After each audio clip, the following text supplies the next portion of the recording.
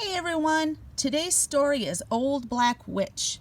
And this is the story of how Nicky and his mother came to meet Old Witch for the very first time and how they got to be friends. And this is written by Wendy and Harry Devlin, copyright 1966.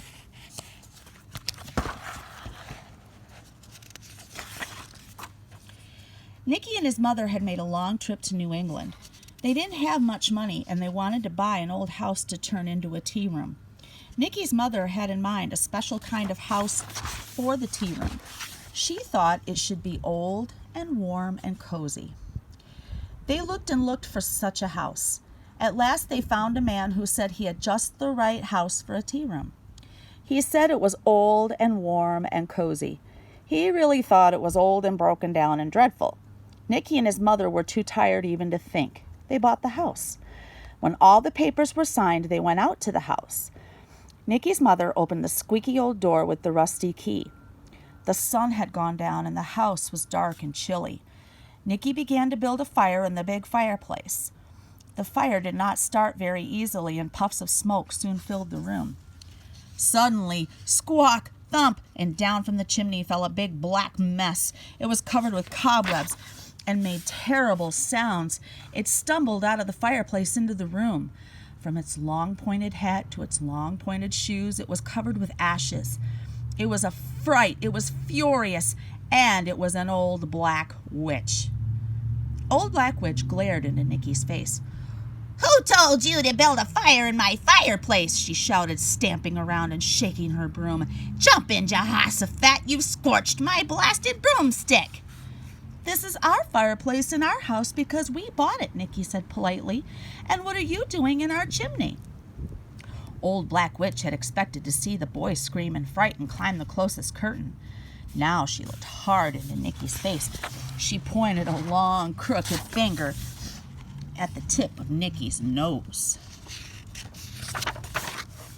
"Boy," she croaked, "this is my chimney, my fireplace, and my house." She looked at her watch. "Giblets," she screeched. "I've been asleep for 100 years. Now you just skedaddle. This is my house. Scoot! Boo! Scat! Run!" Nicky's mother, who could hardly believe what she saw, now spoke to Old Black Witch. "We bought this house to make a warm, cozy little tea room with red-checked curtains, bunches of sweet William on the tables, and homemade biscuits with honey." "And blueberry pancakes," added Nicky. "Bats!" screamed Old Black Witch. "Over my dead body! This house must have big cobwebs in the corners, black curtains, some old toads in the fireplace, and 3 inches of dust on the floor." Old Black Witch cracked her knuckles, popped her eyes, and made awful noises. "Nonsense," Nicky's mother answered calmly. "Then what will become of me?" muttered Old Black Witch. "There aren't many old broken-down houses left, you know." "Well, if you'd really like to stay, you may have a room in the attic," said Nicky's mother. Old Black Witch grumbled all the way up to the attic, but after some banging around, she settled down in a little room under the rafters. Oddly enough, this little room pleased Old Black Witch. The cobwebs hung heavy with dust, and a family of squeaky bats nested near the roof. There the wind blew and shutters bumped, and the old beams made spooky music. She would have liked some pets, such as a few spotted toads. Yes, she thought, a couple of spotted toads would have suited her nicely. Downstairs, Nicky and his mother began the hard work of fixing up the old house. The cleaning, scrubbing, painting, and polishing went on for weeks. Old Black Witch wasn't much help. She switched around on her scratchy old broom, flitting from stair posts to corner cupboards, shrieking and cackling and making rude remarks about the way things were going.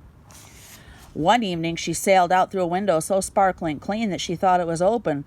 The crash was ear-splitting. It was like a clap of thunder. It was very noisy. Old Black Witch was hopping mad. She zoomed back into the room, kicked over a bucket of suds, and shook glass out of her broom all over the clean floor. When Nicky scolded her for half an hour, Old Black Witch just pulled her long-pointed hat over her long-pointed nose and pretended that she was asleep. Finally, in spite of Old Black Witch, the tea room was ready, just as it had been planned. There were red-checked curtains, and there were bunches of Sweet William on the tables. The homemade biscuits were delicious, and the blueberry pancakes were the best for miles around. From the very beginning, the Jug and Muffin Tea Room was a success. Although people had heard that the house was haunted by an old black witch, no one believed such nonsense. Yet they wondered who it was that shouted down from an attic window, "Boo! Scat! And ratcha-fratch!" at all the ladies who came to see the clever new tea room. They all waved back at old Black Witch and said, "How quaint and how sweet." One day, Nicky's mother went upstairs and knocked on old Black Witch's door. "Black Witch, dear, there's an awfully big crowd downstairs and I need help with the pancakes." Nicky's mother looked very tired. "Could stir a little," said old Black Witch. It had been 100 years since she had last cooked, but she soon found herself in the kitchen with a nice clean apron and a lot of eggs, flour, and blueberries. Then with a pinch of this and a pinch of that, old Black Witch's blueberry pancakes were simply wonderful. Before long, Nicky's mother let her serve some of the pancakes. When the customers stared, old Black Witch asked them, "What's the matter, dearie? Is my slip showing?" Sometimes she cackled. "Don't worry, I made them myself." That's why some people worried, but they had to admit the pancakes were marvelous. Old Black Witch was beginning to enjoy all the attention. Soon she began singing in her cracked voice as she put the pancakes on the table. Sometimes she sang, "Boil, cauldron, make a brew. What kind of berries make pancakes blue?" Or, "Boil and bubble, dance a jig. If you eat all these, you're a polka dot pig." Or, "Snakes and snails and gophers' knees. If you think they're bad, then just taste these." Not all the people who heard about the Jug and Muffin Tea Room were nice, quiet ladies. Uh-oh.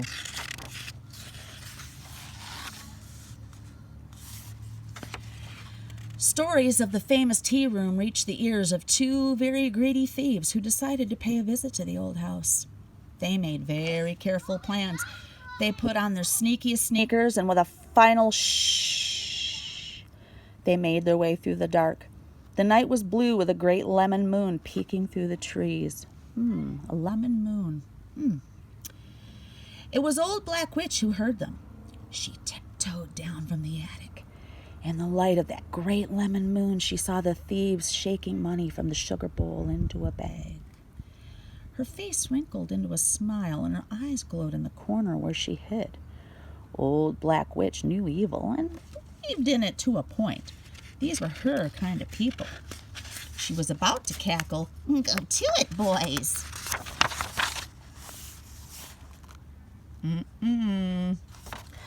When she realized they were stealing from her.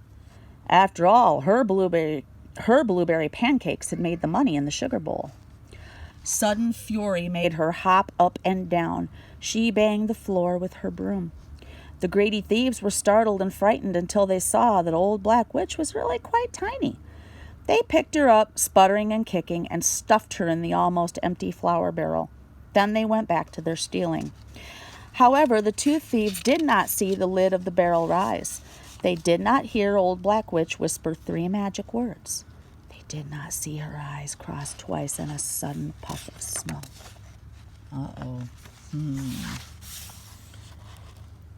But the thieves suddenly disappeared.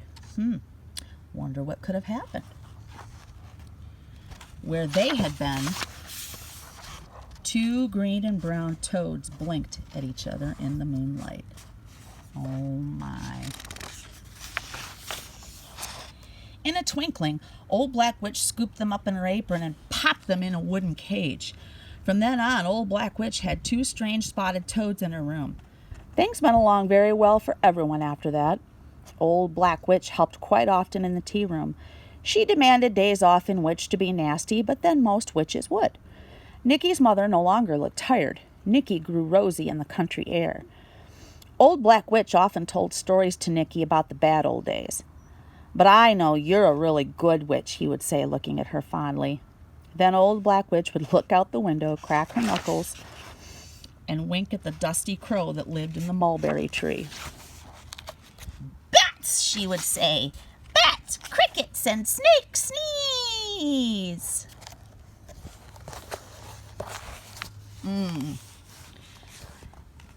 Oh, and look at here. Old Witch left us a recipe for bewitching blueberry pancakes.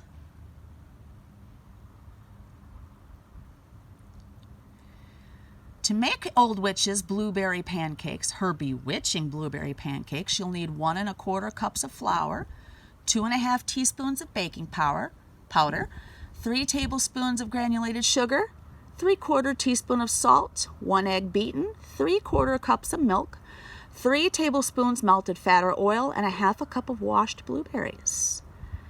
As you stir in the blueberries, and this is the magic part, say 3 times, "Gobbledygook with a wooden spoon, the laugh of a toad at the height of the moon."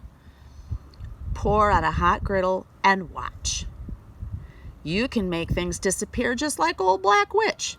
Put 3 pancakes in front of any hungry boy or girl and watch them go.